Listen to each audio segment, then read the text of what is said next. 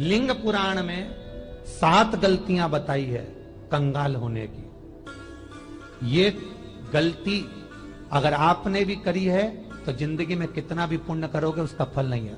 आज की कथा को लिखकर रखना, शायद तुम्हारी जिंदगी संवर जाए। लिंग पुराण में 7 गलतियां बताई है व्यक्ति को बर्बाद होने की।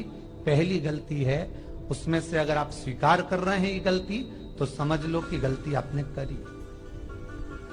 गंगा जल तो बुलवाया टैंकर भरकर, 21,000 बेलपत्र भी समर्पित कर रहे हो। आप मंदिर के अंदर बैठ गए, दर्शन करने वाला आता रहा, किसी को अंदर प्रवेश नहीं दिया। आप गंगा जल चढ़ाते रहे, आप बेलपत्र चढ़ाते रहे, आप स्वयं पूजन करते रहे, और दूसरा व्यक्ति ना जाने किस भाव से, किस रूप में आकर भगवान की सेवा करना चाहता था। पंडित जी ने आपके चक्कर में उसको जल नहीं चढ़ाने दिया, पंडित जी ने आपके चक्कर में उसको बेलपत्र नहीं चढ़ाने दिया। पहली गलती यह हो गई कि भगवान के भक्त को भगवान से दूर कर दिया गया। अब उठा लो श्रीमद् भागवत कथा।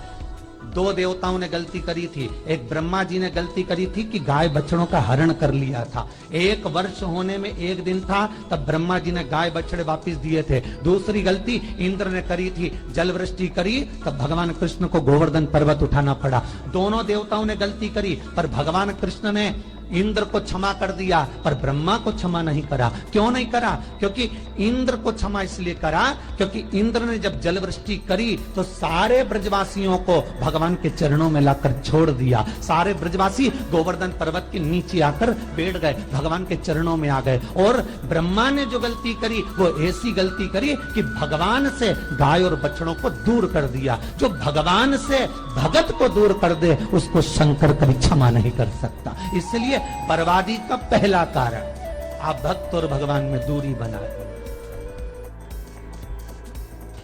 दूसरा कारण, भगवान की जब पूजन कर रहे हो, 21,000 बेलपत्र चढ़ा रहे हो, गंगा का जल चढ़ा रहे हो, चंदन चढ़ा रहे हो, अबीर चढ़ा रहे हो, गुलाल चढ़ा रहे हो, तो तुम्हारे भीतर ये अहंकार, जब तुम पूजन करके उठो तो उठते समय तुम्हारे भीतर अभिमान नहीं होना चाहिए कि मैंने जो अनुष्ठान करा उसके बराबर कोई नहीं कर सकता। तीसरा कारण कहा कि भगवान की सेवा तो आप कर रहे हो, भगवान की चाकरी में तो आप लगे हो, भगवान की आराधना भी कर रहे हो, दिया भी लगा रहे हो, धूप बत्ती भी लगा रहे हो, स्नान भी करा रहे हो, पंचामृत स्नान भी करा रहे हो, सारी पूजन अर्चना सब तुम कर रहे हो। पर हो सकता है इस पूजन अर्चना में आप केवल 3 घंटा पूजन करते हो और बाकी के समय किसी न किसी की जीवात्मा को दुख पहुंचा रहे हो। एक कथा में एक बात कही थी कि भले मंदिर में दिया मत लगाओ, भले मंदिर में जाकर धूप बत्ती मत जलाओ, भले मंदिर में जाकर भोग मत लगाओ, भले मंदिर में जाकर जल मत चढ़ाओ, कुछ मत करो, भले भगवान को नए कपड़े मत पहनाओ, भले तुम्हारी मर्जी पड़े भगवान को भोग मत लगाओ, पर शास्त्र कहता है कुछ मत करो, पर एक काम जरूर करना कि किसी के चेहरे पर प्रसन्नता ला देना तो मंदिर में दिया जलाने के बराबर होगा। किसी के चेहरे पर चमक ला देना, प्रसन्नता ला देना तो अगरबत्ती लगाने के बराबर होगा। किसी गरीबड़े के, किसी दुखी के चेहरे पर अगर तुमने प्रसन्नता ला दी तो वो भगवान को कपड़े पहनाने के बराबर होगा। मालूम पड़े तुम मंदिर में पूरी सब्जी बांटो, मंदिर में भोजन कराओ, मंदिर में सारा पकवान चढ़ाओ, और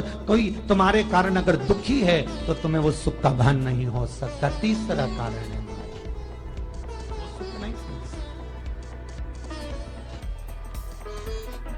चौथा कारण है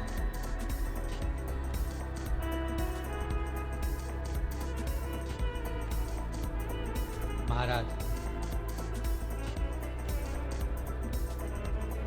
जिस मंत्र को पढ़ा जा रहा है, जिस मंत्र का स्मरण किया जा रहा है,